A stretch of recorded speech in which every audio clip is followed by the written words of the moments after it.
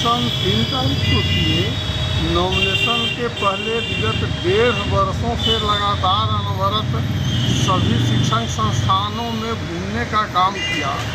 जहां तक मुद्दा की बात है, हम वित्तरहित से आते हैं। नाम मेरा वीरेंद्र सिंह हुआ। आरआर कॉलेज शिवहर में इकोनॉमिक्स में कार्यरत थे। सबसे प्रबल बात है कि वित्तरहितों के लिए सरकार आज तक कुछ की नहीं। हम लोगों का जो अनुदान हम लोग हाई कोर्ट से जीते और माननीय मुख्यमंत्री नीतीश कुमार दे रहे थे, वो अनुदान भी विगत 6 वर्षों का हम लोगों का लंबित है, जो भुगतान नहीं हो रहा है। सबसे दुर्भाग्यपूर्ण स्थिति तो यह है, जो एक बधुआ मजदूर को भी हम लोगों से ज़्यादा वेतन मिलता है, रोज़मर्रा का जीवन जो जीने वाला है उसको भी, और वित्तरहितों की हालत बद से बदतर होती चली गई।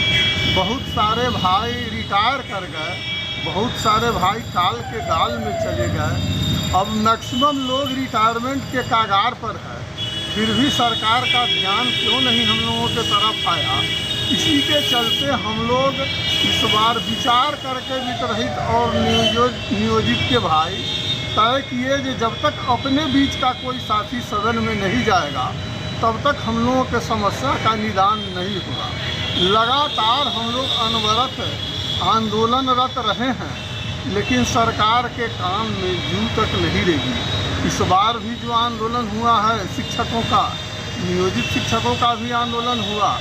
सरकार अंत में वार्ता की, उस बीच में हमारे 72 साथी नियोजित शिक्षक गुजर गए, काल के गाल में गए। 18 साथी वित्तरहित के उस बीच में काल के गाल में गए, लेकिन किसी को कफन का पैसा भी सरकार नहीं दी, जबकि सरकार के खाते में नियोजित शिक्षकों का भी 3 महीना का दरमाहा बाकी था और वित्तरहित का 6 साल का अनुदान बाकी था। यह दुर्भाग्यपूर्ण स्थिति हम लोगों के लिए है और बिहार के शिक्षकों के लिए है। खास करके जीडीपी हमसे बढ़ता है। लगातार विद्यार्थी जो इंटर के मैक्सिमम विद्यार्थी 60 से 70% हमारे इंटर कॉलेज से पास करते हैं। सरकार अपना पीठ थपथपाती है, लेकिन हम लोगों के पारिश्रमिक के रूप में कुछ देने के लिए उनके पास नहीं है। सरकार का यह 2 रंगी नीति जो इस समय हम देख रहे हैं, हाई स्कूल को उत्क्रमित करके इंटर कॉलेज कर रहे हैं, मिडिल स्कूल में जहां कोई संसाधन नहीं है उसको उत्क्रमित करके इंटर कॉलेज कर रहे हैं, और जहां इंटर कॉलेज में विगत कई सालों से, विगत 30 वर्षों से जहां सब साधन है, संपन्न साधन संपन्न है, टीचर भी हैं, ज़मीन भी है, भवन भी है, उपस्तर भी है, प्रयोगशाला भी है, स्टूडेंट भी है, उसके बाद भी सरकार वित्तरहितों के साथ खिलवाड़ कर रही है। दुर्भाग्यपूर्ण स्थिति, बार बार हम कह रहे हैं, हम लोगों के लिए सबसे दुर्भाग्यपूर्ण स्थिति है कि क्यों नहीं माननीय मुख्यमंत्री जी का इस पर ध्यान आकृष्ट होता है। पता नहीं उनका ध्यान कोई आकृष्ट करवाता है या नहीं करवाता है। हम लोग तो लगातार अनवरत आंदोलन करते रह गए, लेकिन आज तक हमारे जो शिक्षक प्रतिनिधि हुए, हमारे शिक्षक प्रतिनिधि कभी हम लोगों के लिए सदन में आवाज़ बुलंद नहीं किए। इसका सबसे ज्वलंत उदाहरण है जो 17 में 32 दिन कॉपी जांच का बहिष्कार किए हम लोग, जिसमें नियोजित के भाई हमारे और वित्तरहित के साथी, इंटर कॉलेज के भी, हाई स्कूल के भी, सब लोग हम लोग कॉपी जांच का बहिष्कार किए। समझौता वार्ता जिस समय सरकार के प्रतिनिधि के साथ हुई, उस समय यह तय हुआ जो 6 साल का अनुदान वित्तरहितों का बाकी है, इनका अनुदान सरकार 17 के जुलाई में 3 गो दे देगी और 3 गो अनुदान 18 के मार्च तक मिल जाएगा। लेकिन आज तक हम लोग 6 गो अनुदान के लिए ललायित हैं।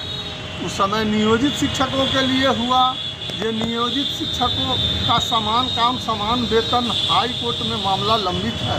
हाई कोर्ट से अगर ये जीत जाते हैं तो सरकार उसको स्वीकार कर लेगी, लेकिन हम यह पूछते हैं कि जब हाई कोर्ट से नियोजित शिक्षक जीत गए, सरकार सुप्रीम कोर्ट क्यों गई? और जब सरकार सुप्रीम कोर्ट गई, उस समय हमारे 12 MLC हैं, 6 टीचर प्रतिनिधि के और 6 ग्रेजुएट कंस्टिट्यूएंसी के। 12 अगर सदन को उस दिन बाधित करते तो निश्चित रूप से सरकार को झुक जाना पड़ता और उनको समान काम का समान वेतन उसी समय मिल जाता। लेकिन आज तक नहीं हुआ।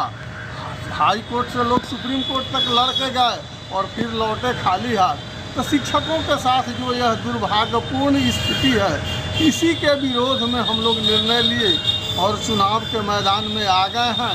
जब तक हमारे बीच का कोई साथी नहीं जाएगा या नियोजित वित्तरहित से नहीं जाएगा, तब तक हम लोगों का कल्याण होने वाला नहीं है। एक तरफ महागठबंधन है का उम्मीदवार है, एक तरफ मतलब ये एनडीए का मतलब हम निर्दलीय उम्मीदवार हैं।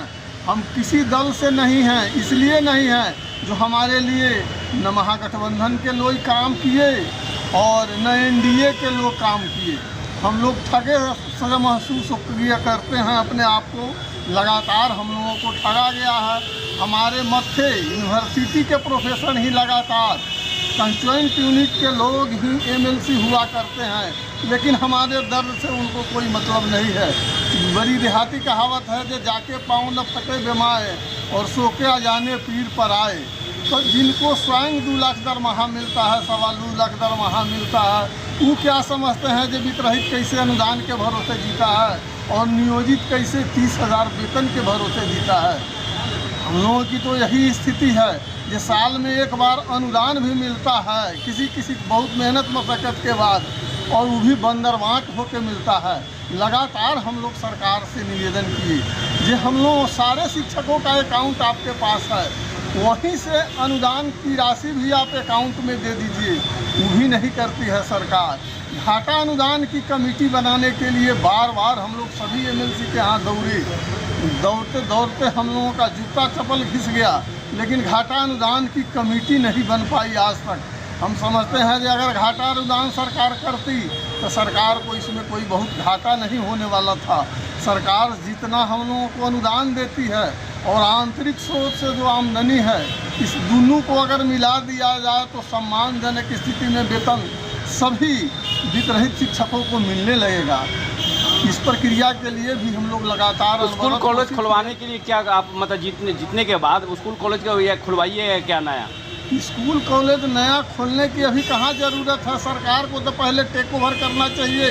ये सारा संसाधन वित्तरहित संस्थानों के पास है, पहले उसको तो सरकार टेक ओवर करे। आज जो ज़मीन का रेट है, ज़मीन आज कहीं कोई देने के लिए तैयार नहीं है। मिडिल स्कूल में 5 कट्ठा ज़मीन है और उसी में भवन बन के इंटर कॉलेज बनने जा रहा है। उससे बेहतर तो होगा जो सरकार इंटर कॉलेज को टेक ओवर करे और टेक ओवर करने के बाद उसके सारे संसाधन का उपयोग करे। अभी कहीं ज़्यादा खोलने की ज़रूरत है। बिहार यूनिवर्सिटी में मतलब ग्रेजुएशन करने में 6-7 साल लग जाते हैं, इस पर क्या कहना है?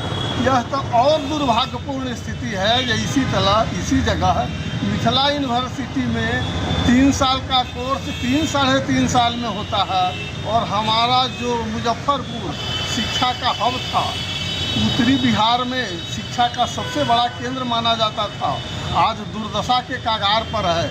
ये विद्यार्थी को 5 साल से 6 साल लगता है ऑनर्स करने में। लगातार देखिएगा जो बहुत सारे विद्यार्थी जो ऑनर्स के हैं उनका पेंडिंगे रहता है रिजल्ट। सिर्फ यहाँ जो यूनिवर्सिटी प्रबंधन में लोग लगे हुए हैं उन लोगों की कमी के कारण ही होता है। सिर्फ वो लोग आराम का जीवन जीते हैं और न सरकार ध्यान देती है और न ई ध्यान देते हैं। तिरहुत कमिश्नरी पीछे क्यों हो रही है? यही शिक्षा के मुद्दे पर तो सबसे पीछे है तिरहुत कमिश्नरी। हम समझते हैं कि बिहार ही पीछे है शिक्षा के मामले में, तो तिरहुत कमिश्नरी तो और सबसे पीछे है। इसके पीछे कारण है जो हमारे जो प्रतिनिधि अभी तक हुआ करते हैं उनको हम लोगों के लिए कोई दर्द नहीं है, उनको विद्यार्थी के लिए कोई दर्द नहीं है। अगर उनको विद्यार्थी के लिए दर्द रहता तो निश्चित रूप से यूनिवर्सिटी में आवाज़ उठाते, निश्चित रूप से सदन में आवाज़ उठाते। ये 3 साल का कोर्स अगर विद्यार्थी 6 साल में करता है तो ये 3 साल जो उसका एज बर्बाद होता है, इसका भरपाई के कर पाएगा। इसलिए हम समझते हैं कि जब तक हमारे बीच का साथी नहीं जाएगा तब तक हम लोगों का कल्याण न होना है, न विद्यार्थी का कल्याण होना है। क्या पूरे शिक्षक लोग आपको साथ दे रहे हैं? निश्चित रूप से जितने वित्तरहित के साथी हैं, जितने नियोजित के साथी हैं, मदरसा के साथी हैं, ITI के साथी हैं, BEd कॉलेज के साथी हैं, संस्कृत स्कूल के भी बहुत सारे साथियों से बात हुई है। सब लोगों का मन है जो इस बार बदल देना है जब तक नहीं बदलेगा, परिवर्तन नहीं होगा, तब तक कल्याण नहीं होना है। इसलिए बड़ी उम्मीद के साथ सब लोग हमको इस बार आगे किए हैं और हम पूर्ण भरोसा रख रहे हैं जो उन लोगों का स्नेह आशीर्वाद हमारे साथ रहेगा और हम चुनाव जीतेंगे। परिचय दिया जाए। जी, वीरेंद्र सिंह, आर कॉलेज शिवहर में इकोनॉमिक्स में पदस्थापित थे, हाल ही में रिटायर किए हैं और अनवरत लगातार आंदोलन में लगे रहे हैं शिक्षकों के साथ। एक संगठन वित्तरहित क्रांति मोर्चा है, उसके प्रांतीय अध्यक्ष हैं वित्तरहित शिक्षकों के।